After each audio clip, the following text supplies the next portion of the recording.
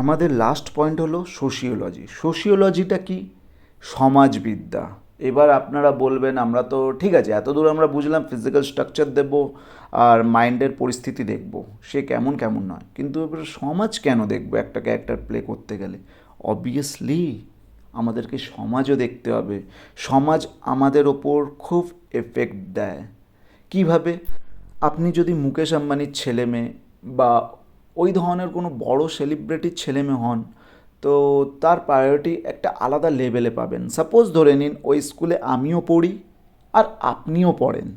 আপনি কোনো বড় রিচ ফ্যামিলির ছেলে মেয়ে আর একজন মিডল ক্লাস ফ্যামিলির ছেলে মেয়ে, আমি গরিব ফ্যামিলির ছেলে মেয়ে, আমাদের তিনজন থেকে ডেমো দিচ্ছি।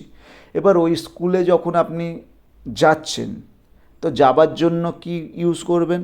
একটা যে গরিব ফ্যামিলির ছেলে মেয়ে, আমি যদি যাই তো আমি ভাববো আমি 20 টাকা 30 টাকা কীভাবে বাঁচাবো, ওই বাঁচানোর টাকা থেকে আমি টিফিন খেতে পারবো।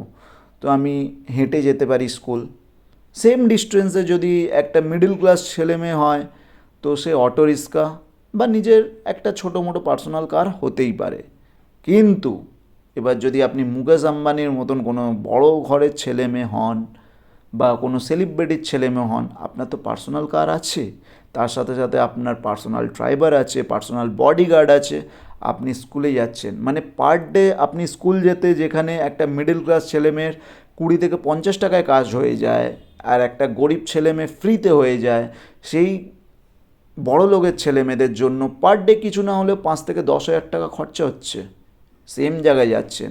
খালি এখানেই শেষ নয়।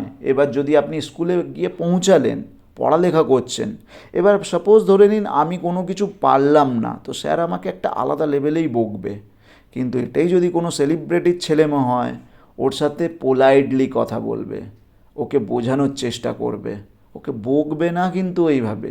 একটু আপনারা ভেবে দেখবেন। আমাদের টিচাররাও কিন্তু আমাদেরকে সঠিকভাবে ট্রিট করে না, অ্যাজ এ স্ট্যাটাস দেখেই ট্রিট করে।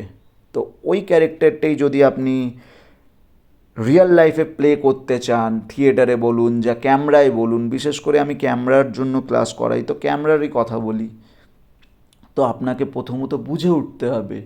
যদি আপনাকে ওই ধরনের ক্যারেক্টার দিল, তো আপনাকে বুঝতে হবে একটা বড় ফ্যামিলির ছেলে মেয়ে কীভাবে চলাফেরা করে, কীভাবে কথাবার্তা বলে। তো এবার বুঝতে পারলেন সাইকোলজি, সোশিওলজি, ফিজিওলজিটা কী। আর এবার এটাও বুঝতে পারেন এটা কিভাবে রিয়েল লাইফ থেকে আমাদের কানেক্ট। আশা করি আপনাদেরকে ভালো লেগেছে এই ভিডিওটা। এই 3টে পার্ট আপনারা চাইলে একসাথেও শুনে নিতে পারেন। আমি এইচডি, আপনি আমাদের সাথে থাকবেন। Thank you.